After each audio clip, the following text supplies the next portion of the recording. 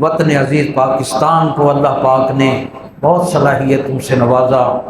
اور سب سے بڑھ کر محسن پاکستان ڈاکٹر عبد القدیر خان اور ان کی پوری ٹیم کی کاوشوں کی بدولت 1998 کو عالم اسلام کا پہلا ایٹمی ملک پاکستان بنا،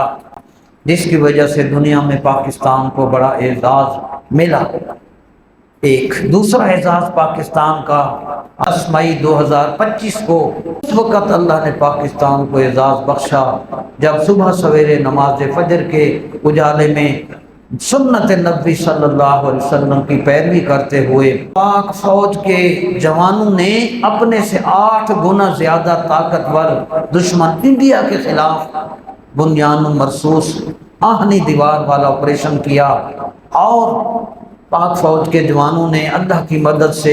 صرف 5 گھنٹوں میں ہندوستان کی تمام تر دفاعی قوت کو کچل کے رکھ دیا۔ دنیا پاک فوج کی اس عظیم پیشہ ورانہ مہارت کو دیکھ کر حیران رہ گئی۔